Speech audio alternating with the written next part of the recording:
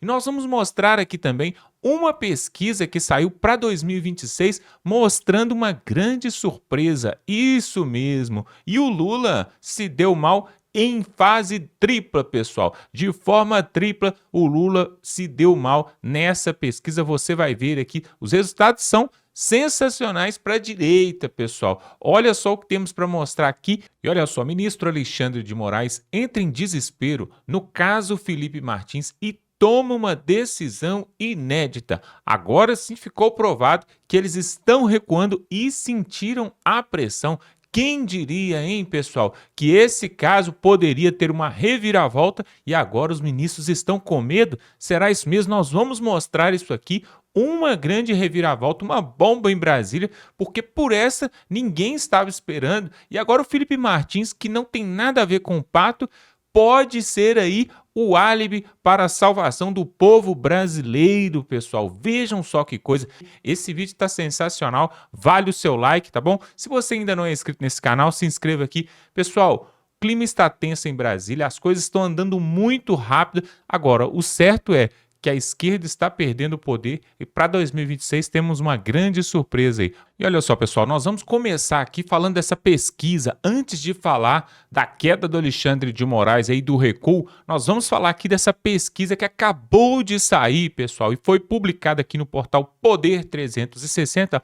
Olha só, pessoal, para desespero da esquerda, Lula perde para Bolsonaro e empata com a Michele, diz pesquisa. O ex-presidente teria 38,5% em 2026 contra 33% de Lula, o petista. A casa caiu. Nós vamos mostrar aqui, você vai ver tudo direitinho. Tem inclusive uma simulação aqui que vai mostrar possíveis cenários com algumas pessoas que podem vir a disputar. Nós temos alguns candidatos aqui, como, por exemplo, Michele Bolsonaro, se caso Bolsonaro não puder, tá no pleito, Tarcísio de Freitas, Ratinho Júnior, temos também até mesmo Ronaldo Caiado. Olha só, pessoal, nós temos duas matérias aqui para mostrar aqui sobre essa pesquisa. Aqui primeiro, mostrando o primeiro turno, e depois você vai ver o segundo turno. Olha que surpresa para o segundo turno.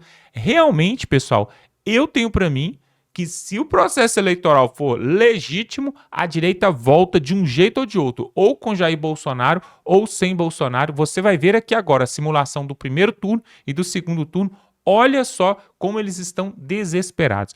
Num primeiro turno, pessoal, aqui, ó, num primeiro turno, dando na disputa aqui, ó, Bolsonaro ganha disparado no primeiro turno, ficando Lula em segundo, e aí se a Michele disputar também em terceiro, Tarcísio, Ratinho, Ciro. Num segundo cenário, nós temos então, tirando o Bolsonaro, se o Bolsonaro não for participar, nós teríamos então uma disputa entre Lula e Michele Bolsonaro. O Lula ficaria com 33 e a Michele com 31,7, muito apertado, tecnicamente empatado. Num terceiro cenário, que nós teríamos aqui então, o Lula disputando com o Tarcísio de Freitas, com o Tarcísio agora.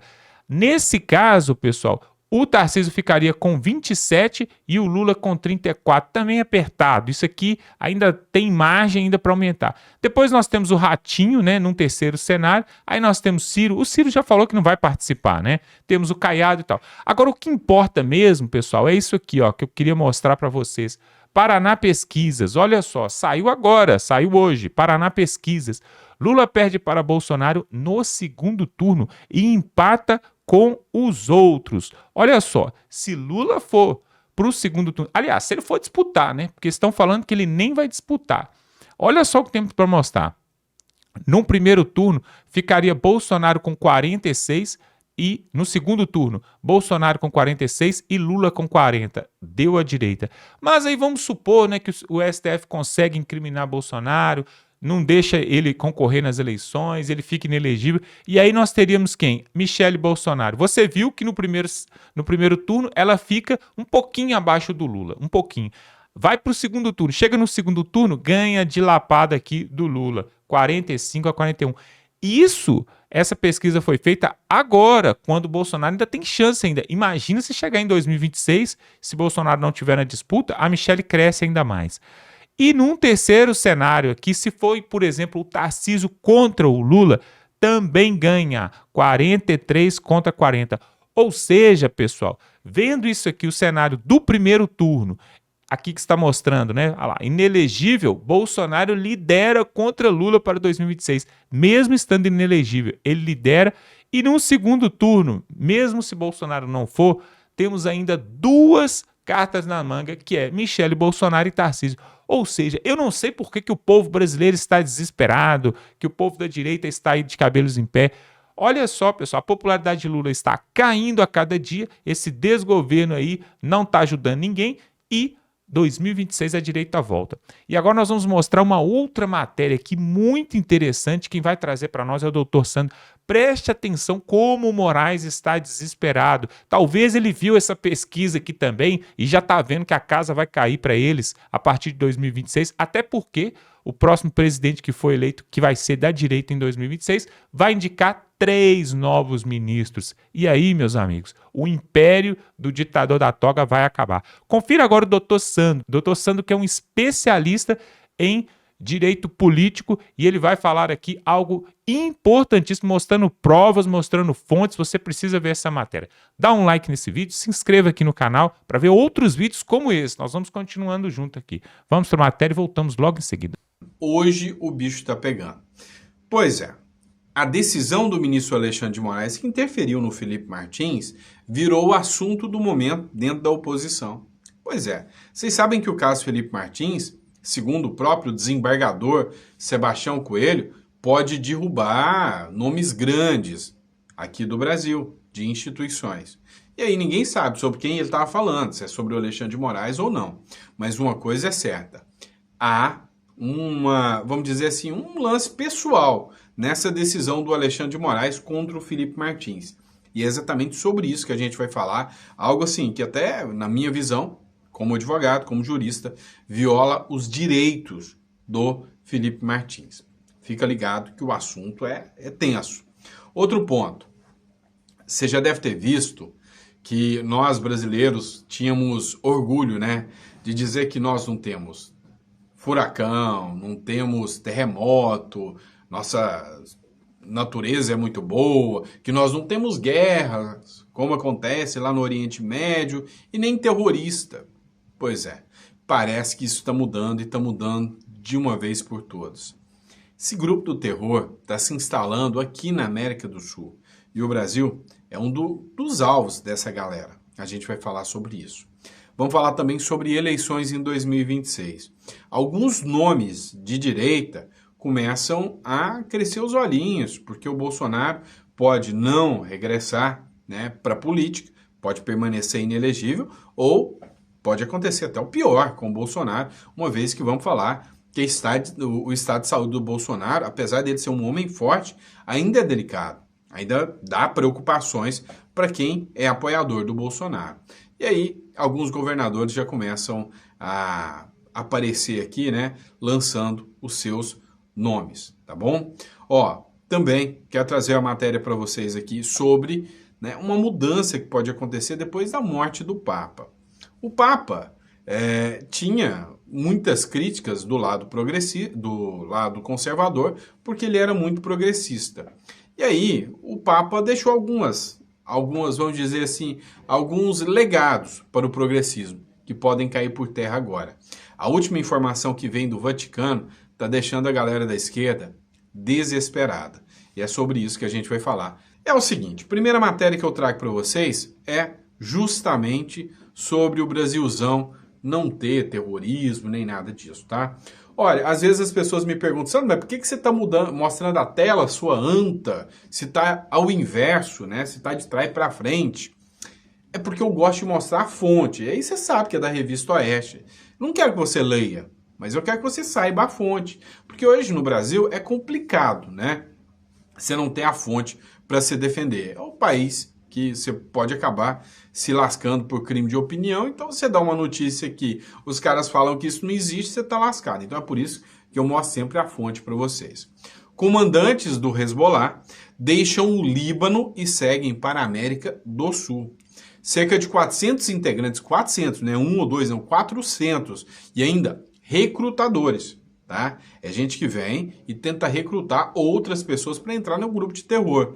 Integrantes de grupos de terror foram enviados para países como Brasil. Você conhece o Brasil? Pois é, para o Brasil, para a Colômbia, para a Venezuela e para o Equador. E aí, grupos, né, inclusive no Equador, estão planejando tirar a vida do presidente, o Daniel Noboa.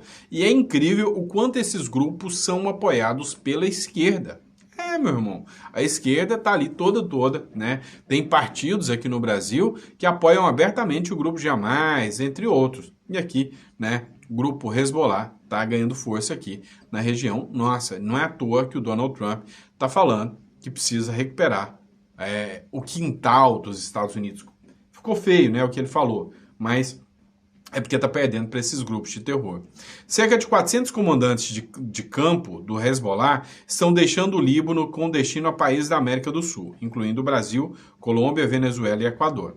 A informação é do canal saudita Al-Hadar, que se baseia numa fonte diplomática latino-americana. Ainda segundo a fonte, 200 já chegaram à região. Os demais devem embarcar nos próximos dias. A medida ocorre em meio a discussões sobre o possível desarmamento da organização depois de suas derrotas na guerra contra Israel. Ou seja, cara, a gente, de 2 anos e meio para cá, a gente está vendo o Brasil literalmente, né, definhando, né? Agora até grupos de terror querendo atuar por aqui. Ah, pelo amor de Deus, né? Que vergonha do que o Brasil está se tornando, né? Vamos lá, matéria que eu quero trazer para vocês agora, tá? Gazeta do Povo, a matéria diz: a direita se mexe. Governadores ganham espaço para 2026. Com o Bolsonaro inelegível, 4 governadores aliados ganham força como possíveis candidatos à presidência. 1. E aí você me diz, qual que você gosta mais desses 4? 1. Romeu Zema. 2. Ronaldo Caiado. 3. Tarcísio de Freitas. 4. Ratinho Júnior. E aí eu queria que você me falasse, se fossem as únicas alternativas contra o Lula. Nós temos o Zema, o Caiado, o Tarcísio e o Ratinho. Esses 4.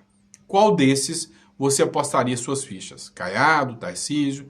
Eu sei que a maioria aqui vai escolher Tarcísio, né? Tarcísio, mas coloca no comentário. Por que eu estou falando? A presença desses 4 governadores no ato de 6 de abril pela anistia, eles já meio que deram uma sinalização, tipo, estamos com você, Bolsonaro. Na sua falta, nós estamos preparados para seguir o seu legado, né? Para andar contigo. E essa sinalização foi muito importante.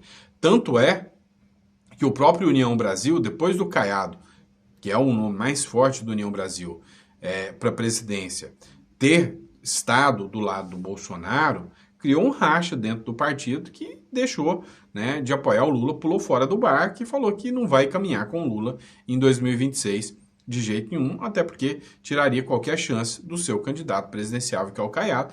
E outra, se o Caiado concorrer e não for para segundo turno, é óbvio que o Caiado não vai para o lado do Lula, né? E aí entra aqui a grande questão. Sai uma dúvida. Na sua visão, o Bolsonaro deveria já indicar um nome ou não para um possível sucessor?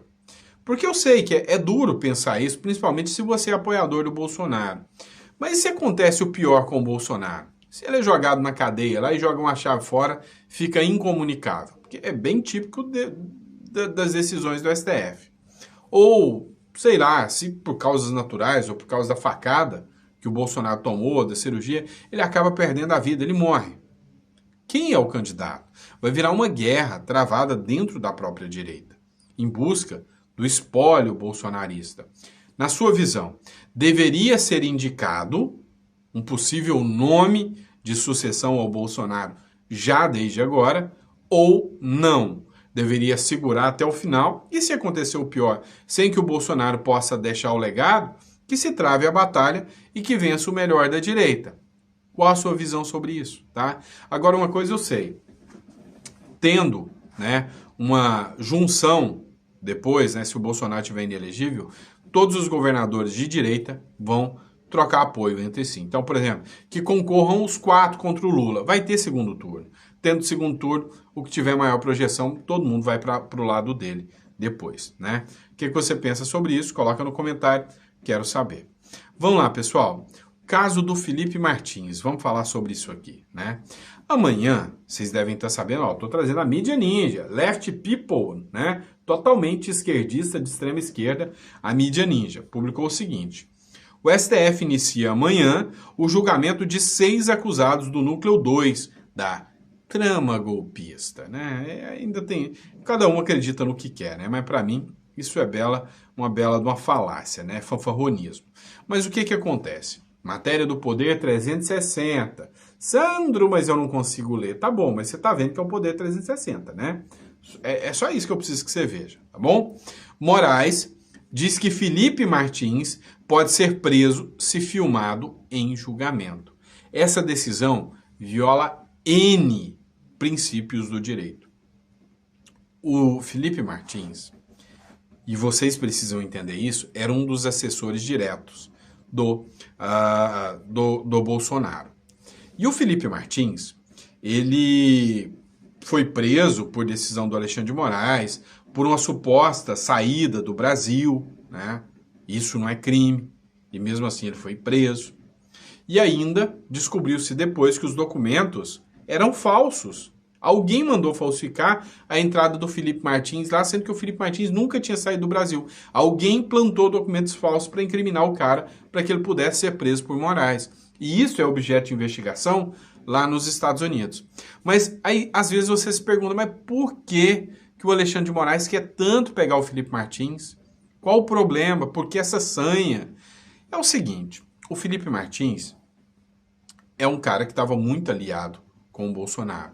É um cara mais jovem, é um cara que não faz parte dos militares. Era muito mais fácil pressionar o Felipe Martins para ele fazer uma delação premiada.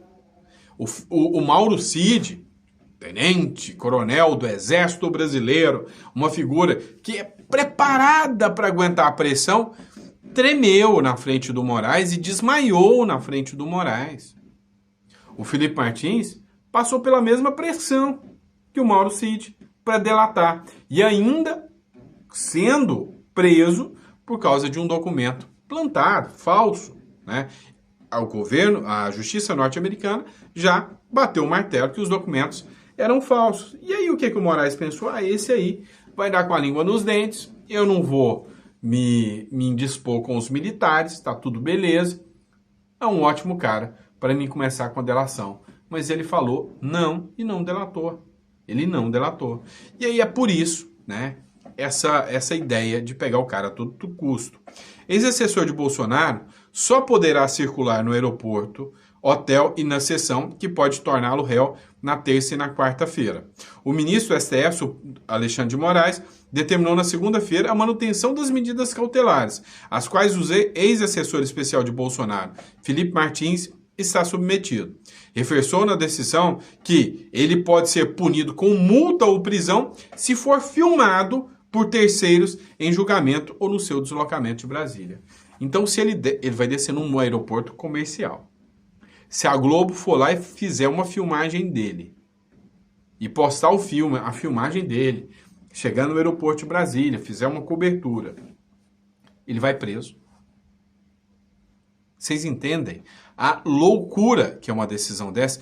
Eu poderia ser preso por um ato de terceiro, por uma violação feita por terceiro. Inclusive, pode ser multado também, né? Abre aspas. Todas as demais cautelares continuam em vigor, ressaltando-se novamente que não deverão ser realizadas ou divulgadas imagens do julgamento ou de seu deslocamento, mesmo que por terceiros, sob pena de multa e conversão imediata em prisão, nos termos do artigo 312, parágrafo 1º do Código de Processo Penal. Caramba, né? Ou seja, o cara não pode nem se deslocar mais, porque se algum indivíduo da imprensa tirar foto do cara, já era. Vai preso. E isso aí é a democracia? Bela democracia, hein, Brasil? Vamos lá, pessoal, vamos falar da morte do Papa, tá? Matéria da Bela Megali, da Folha de São Paulo. Padres brasileiros apostam em Papa conservador e temem por legado de Francisco, do Papa São Francisco, né? O novo Papa não será a favor da guerra e pode ser africano, diz Dom Odilo após a morte de Francisco, tá? É o seguinte, Os padres brasileiros que são ligados ao clero consideram que o Papa Francisco causou um desgaste grande demais entre os católicos. O catolicismo, nos últimos anos, saiu uma matéria ontem, nos últimos anos subiu 1,4% no mundo, mas o maior aumento foi aqui dentro do Brasil, do catolicismo. Mas o grande problema é que houve uma leva muito grande de críticas ao atual Papa pelo seu posicionamento totalmente de esquerda, pelo seu posicionamento, sabe, todo voltado para pautas, para governos de esquerda, né? Batia de frente com Bolsonaro, defendia o Lula. Ele era um cara bem de esquerda mesmo, né? Ele, inclusive, participou de uma entrevista lá na Argentina, onde o cara perguntou se ele era comunista e ele deu a entender que era um papa comunista. Isso causou um desgaste muito grande. E hoje, os padres brasileiros falam que até influência do Brasil, viu? Que é o país mais católico hoje do mundo. Podem colocar um papa conservador, um papa que não vai defender as ideias comunistas, tá bom? Vamos lá, pessoal. Outra pauta importante que a gente vai falar. Guerra tarifária entre Estados Unidos e China. A China já começa a dar sinais de fraqueza e de desespero. O que é a ideia hoje, tá? Se você parar para pensar. A China, ela tem uma economia, é acusação de alguns economistas, tá? Não posso confirmar se é verdade ou não. Mas a acusação de alguns economistas é que a China, ela tem uma economia forçada, vamos dizer assim, uma economia artificial. E como funciona essa economia artificial? O próprio governo subsidia empresas para que essas empresas produzam muitos produtos e para que possam aumentar a balança comercial da China. Então, assim, a China, com um controle excessivo, ela põe quase que uma mão de obra escrava, com produção de coisas e produtos que não são úteis e nem consumíveis pelos chineses, que têm salários pequenos, salários fracos, e esse excedente de produção ele é vendido. E as pessoas se submetem a trabalhos análogos aí à escravidão. A BYD, por exemplo, foi pega agora, teve 2 fiscalizações, elas trouxeram chineses de lá para trabalhar aqui, em condições que aqui no Brasil foram consideradas análogas a de escravo. E mesmo assim, a BYD ainda cedeu o carro para o Lula nem falou disso, a esquerda nem falou disso, né? Que a BYD estava promovendo um trabalho quase escravo aí. Ah, mas não é os capitalistas malvadão lá dos Estados Unidos, né? É os chineses, bonzinhos, comunistas, né? Então, assim, é uma economia artificial. Essa é a acusação de vários economistas, tá? Não estou dizendo que nunca fui na China, não sou um profundo estudioso sobre a China. Mas o que aconteceu? Matéria do Metrópolis, tá bom? China promete retaliação a países que favorecerem acordos com os Estados Unidos. Olha, essa é boa, hein? É das boas. O porta-voz do Ministério do Comércio da China afirmou nesta segunda-feira que o país adotará medidas de retaliação correspondentes contra países que firmarem acordos comerciais com os Estados Unidos que prejudiquem os interesses chineses, de acordo com a comunicação oficial. A China, ela falou que respeita os esforços, né, de todos os países para ter um livre comércio, mas os países que resolverem negociar com os Estados Unidos em detrimento dos produtos chineses serão retaliados pela China. Isso aí é uma sinalização do desespero. Por quê? Porque produtos, por exemplo, o Trump acabou de fazer o que o Lula fez, né, que é impor as blusinhas da Shein, a taxação das blusinhas da Shein. O que já fez de imediato que milhares de trabalhadores chineses fiquem sem os empregos, porque os Estados Unidos já não vão mais importar produtinhos da Shein, tá com uma taxação lá no topo, né? E aí, Sandro, você vai passar a mão na cabeça do Trump? Afinal, você tacou a lenha no Lula, porque o Lula taxou a Shein. Tá, do ponto de vista de taxação, eu vou descer a lenha no Trump, eu sou contra a taxação. Por que eu sou contra a taxação?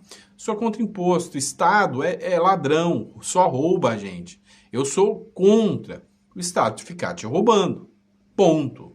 Mas, neste caso, nós estamos falando de uma guerra comercial. Não é que o Trump tem interesse em arrecadar mais, sangrando o povo do país dele. Não, é que o Trump está entrando numa guerra comercial. Tá, você acha que é a melhor medida, Sandro? Ah, cara, não sei, tá? Eu sei de uma coisa, se a China tiver a chance de destruir os Estados Unidos e de destruir o Donald Trump, ela assim o fará.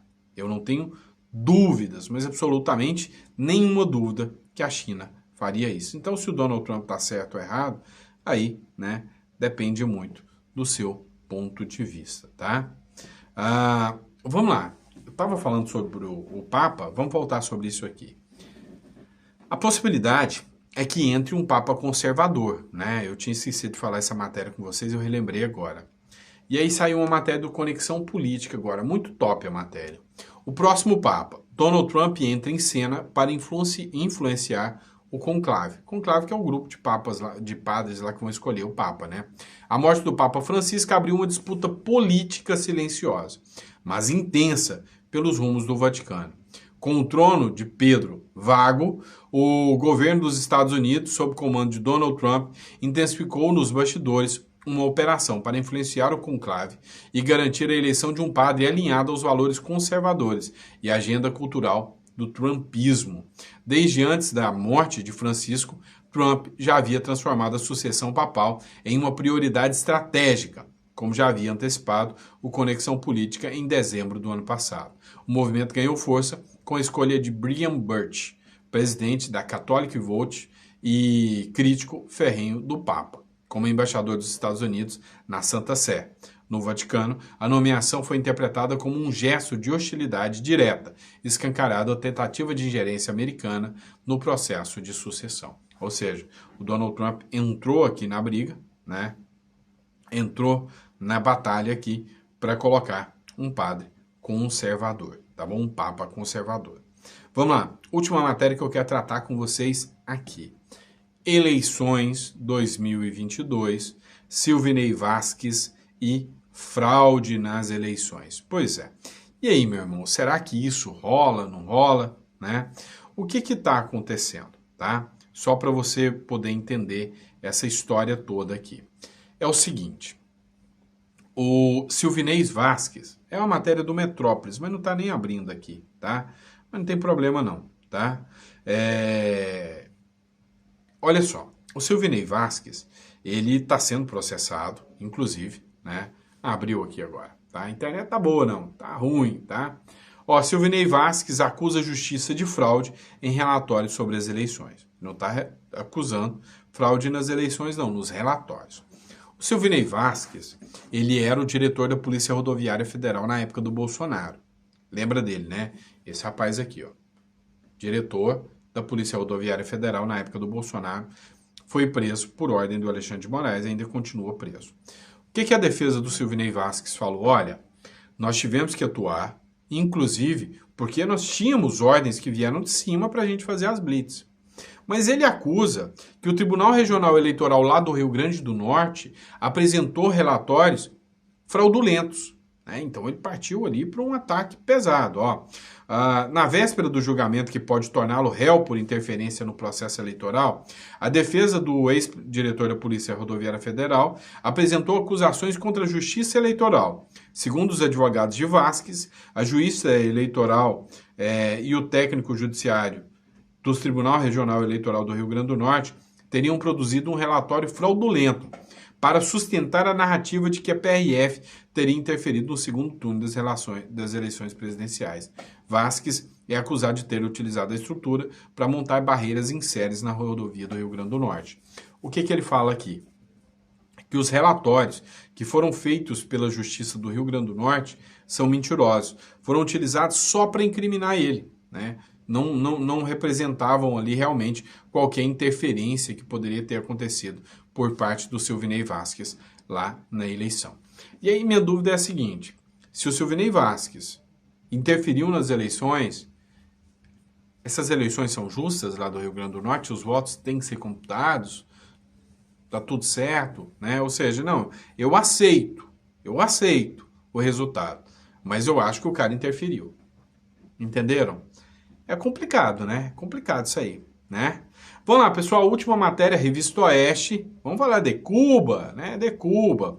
Wall Street Journal. Cuba está quebrada e vive agonia de um regime sem saída. Por incrível que pareça, os jornais norte-americanos viraram os canhões para a América Latina. Maduro, Cuba, Brasil estão na mira dos jornais internacionais. No caso do Brasil, é o The Economist, que é um jornal britânico, mas os caras estão mirando, né, o que se tornou a América Latina aqui e estão começando a entender que se mais cedo ou mais tarde o povo da América Latina não entendeu o risco que nós estamos correndo, a faixa de Gaza será aqui. É aqui no Brasil, aqui hoje eu estou no Uruguai, por exemplo. Aqui no Uruguai, é na Argentina, provavelmente eu passo para a Argentina amanhã, estarei na Argentina também, vou no Paraguai também. Mas assim, a grande questão é, aqui, a América do Sul será a próxima faixa de Gaza. E não podemos deixar isso acontecer, né? E aí, esses jornais já começam a perceber isso e começam a fazer críticas pesadas sobre tudo que está rolando. Pois é, Brasil, realmente, né, não tem para onde correr, né? Já existem provas e mais provas de que o povo brasileiro foi enganado, de que até mesmo a justiça norte-americana está vindo para cima, né? E esse caso do Felipe Martins eu achei muito interessante porque ele não tem nada a ver com o Pato, ele foi julgado ali, caiu de paraquedas, né? Se tinha alguém que não tem nada a ver com esse negócio, era o Felipe Martins, com esse tal do golpe, né? Se pudesse colocar outras pessoas, talvez o Mauro Cid, talvez o General Helênio, talvez o Braga Neto, talvez poderia até falar algum dos generais ali do Exército. Agora, o Felipe Martins não tem nada a ver com isso. E aí o Moraes se deu mal, porque esse julgamento do Felipe Martins lá nos Estados Unidos também já está começando. Eles já estão começando a juntar as peças, já teve a primeira audiência ali. Por quê? Porque eles querem saber como que uma pessoa forjou ou falsificou a entrada ali nos Estados Unidos. E aí eles vão puxando a corda até chegar em quem que foi que fez essa falsificação, porque isso é um crime internacional. E por que que os Estados Unidos levam tão a sério isso e vai até as últimas consequências? Você pode ter certeza. Porque os Estados Unidos têm uma proteção muito grande contra terroristas. Você sabe o que aconteceu ali, né? Nas Torres Gêmeas, os ataques terroristas. Então, é claro que eles não querem, os americanos não querem que ninguém entre lá de forma falsifique documentos, né? Falsifique ali a identidade para poder adentrar ali ao país. Isso eles não querem e não vão permitir nunca. Então, esse caso do Felipe Martins ainda vai dar pano para manga e muita dor de cabeça para Moraes. Tem ainda o caso do X ali, do Elon Musk, né, da Starlink, que vai ter que responder ainda. Tem o caso da Rumble, né, aquela plataforma digital que foi proibida de operar aqui, que tem um processo também correndo, porque isso é censura, né? Então, tem muita coisa para vir no colo de Moraes. Não só essas questões aqui no Brasil, mas também questões internacionais, né? Nessa última semana nós tivemos ali, né, aquela revista The Economist, que falou ali, meteu a ripa ali na Suprema Corte do Brasil, que é um absurdo que tem acontecido aqui. E eles falaram mesmo, abriram o verbo mesmo. E a cada dia que passa está ficando mais escancarado o que está acontecendo. E aí, juntamente com essa pesquisa que nós mostramos aqui, né, ficou agora claro, pessoal, por que que tem o desespero, por que o desespero ali em Brasília, não só por parte dos ministros, mas também por parte de Lula, Haddad, Gleisi Hoffmann, porque eles estão vendo, pessoal, Bolsonaro leva no primeiro turno, se ele não for participar, quem participar no lugar dele, quer seja Michele, quer seja Tarcísio, leva também, e aí, pessoal, pintou o desespero ali na classe vermelha em Brasília. Pois é, né? Uma hora a conta chega, pessoal, não tem como, né? Por mais que eles vão fazendo as coisas, mas uma hora a conta chega e eu tenho certeza que para 2026 nós vamos ter uma grande surpresa, tá bom? Se você concorda com isso, coloque aqui nos comentários, volta Bolsonaro, aí nós vamos saber que você também está apoiando isso, tá bom? Coloque aqui nos comentários, volta Bolsonaro, dá um like nesse vídeo, se inscreva aqui no canal, pessoal. Muita gente passa pelos nossos vídeos aqui, não se inscreve. Aí você vai ficar de fora das próximas matérias. Amanhã nós temos um vídeo sensacional para trazer aqui. Você só vai ver se você tiver inscrito, tá bom? Se inscreva aqui no canal, dá um like, tamo junto.